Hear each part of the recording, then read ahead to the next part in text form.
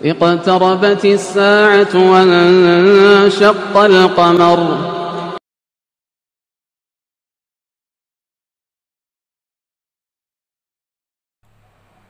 Assalamualaikum warahmatullahi wabarakatuh. Innal hamdalillah nahmaduhu wa nasta'inu wa nastaghfiruh wa na'udzu billahi min shururi wa min sayyiati a'malina. May yahdihillahu fala mudilla lahu wa may yudlilhu fala hadiya lahu. Asyhadu an la ilaha illallah wahdahu la syarika lahu wa asyhadu anna Muhammadan abduhu wa rasuluhu la nabiyya ba'dah. Allahumma shalli ala sayyidina Muhammad. Assalamu alayka ya Rasulullah.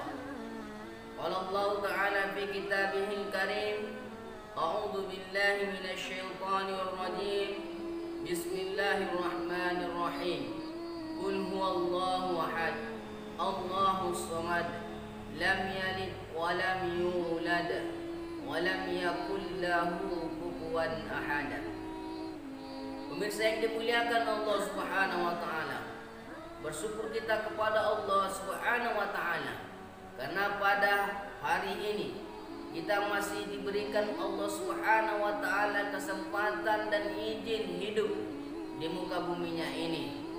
Maka dari itu, selama ruh dan jasad kita belum berpisah dari badan, maka mari kita jadikan sisa-sisa usia kita ini, kita jadikan tujuan hidup kita ini adalah untuk mendekatkan diri kepada Allah Subhanahu wa taala.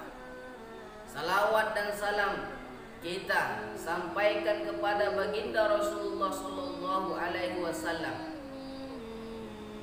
yang mana syafaat beliaulah nanti yang dapat meringankan beban kita di akhirat, yang mana syafaat beliaulah yang kita harapkan nanti untuk membantu kita di hadapan Allah Subhanahu wa taala. Pemirsa yang dimuliakan Allah Subhanahu wa taala, pada video kali ini saya akan membahas tentang bahayanya mensekutukan Allah Subhanahu wa taala. Mensekutukan Allah Subhanahu wa taala dalam bahasa Arabnya adalah syirkun atau selingkuh, menyembah selain Allah Subhanahu wa taala, menganggap sesuatu itu lebih hebat daripada Allah Subhanahu wa taala. Itu merupakan bentuk-bentuk syirik. Allah Subhanahu wa taala berfirman, Innallaha la yaghfiru ay yusyrik billah wa yaghfiru ma duna dzalik. Sesungguhnya Allah Subhanahu wa taala tidak mengampuni dosa-dosa orang yang mensekutukan Allah Subhanahu wa taala dan mengampuni dosa selain mensekutukan Allah Subhanahu wa taala. Allah Subhanahu wa taala juga berfirman, Innal ladzina kafaru min ahlil kitabi wal musyrikina fi nari jahannam khalidina fiha. Punya orang-orang kafir ahli kitab yang menutupi kebenaran, mereka itu akan dimasukkan ke dalam api neraka. Jadi dalam ayat ini Allah Subhanahu wa taala sangat jelas menyampaikan kepada kita bahwa Allah tidak akan mengampuni dosa syirik selama dia masih berada dalam kesyirikannya. Namun apabila ia berpaling kepada tauhid, menyembah Allah Subhanahu wa taala, dan dia betul-betul bertaubat kepada Allah, maka Allah masih mengampuninya. Namun kalau dia mati dalam keadaan kafir, maka dia akan dimasukkan ke dalam api neraka. Seorang sahabat pernah bertanya kepada baginda Rasulullah sallallahu alaihi wasallam, Ya Rasulullah, apakah dua keniscayaan itu? Baginda Rasulullah sallallahu alaihi wasallam menyampaikan kepada orang yang bertanya tersebut, dua keniscayaan tersebut adalah yang pertama, man mata la yusyrik billah dakhalal jannah. Siapa yang mati lalu dia tidak mensekutukan Allah Subhanahu wa taala, maka dia akan dimasukkan ke dalam surga. Dan keniscayaan yang kedua adalah man mata yusyrik billah dakhalal nar.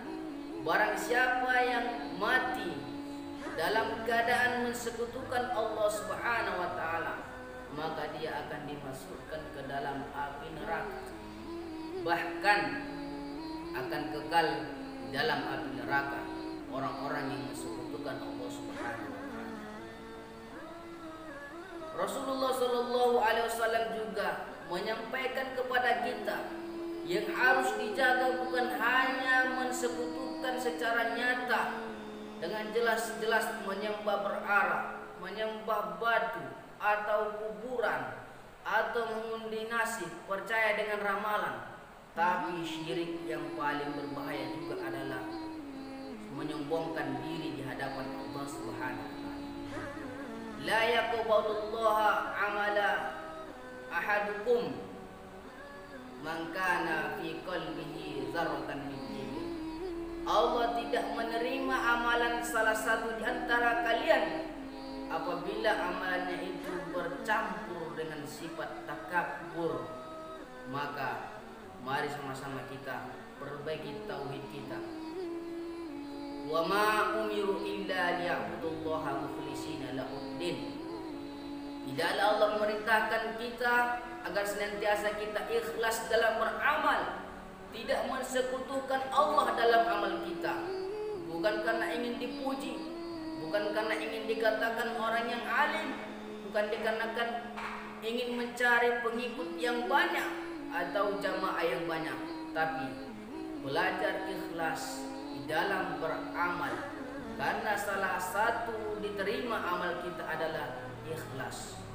Itulah makna surat Al-Ikhlas. Qul huwallahu ahad, Allahus samad. Katakanlah Allah itu esa, tidak pantas kita bersekutu dengan Allah Subhanahu wa taala. Kita harus menjadikan Allah adalah yang paling utama dalam kehidupan kita. Allah adalah tujuan kita sesuai dengan janji kita ketika salat. Inna salati wa nusuki wa mahyaya wa mamati lillahi rabbil alamin. Hidupku, ibadahku, dan mati itu hanya untuk Allah Subhanahu wa taala. Inilah tauhid yang benar. Pemirsa yang dimuliakan Allah Subhanahu wa taala, bahwasanya mensekutukan Allah Subhanahu wa taala itu sangat membawa kemudaratan bagi kehidupan kita. Allah akan sempitkan hidupnya. Allah akan menjadikan hancurkan dia di muka bumi ini, dan orang-orang yang syirik sudah pasti akan masuk api neraka. Dan Allah tidak akan memandang rahmat orang-orang yang mensekutukan Allah Subhanahu wa taala. Dia nanti akan dimintai pertanggungjawabannya, akan dipanggil makhluk-makhluk yang mana ia bersekutu dengannya, lalu ditanyakan apakah dia bisa membantu Anda. Maka dari itu, hadirin yang dimuliakan Allah Subhanahu wa taala, iyyaka na'budu wa iyyaka nasta'in. Kepada Allah lah kita menyembah dan kepadanya lah kita meminta. Artinya apa? Jangan sampai kita menyembah harta, jangan sampai kita menyembah anak istri kita, jangan sampai kita menyembah bos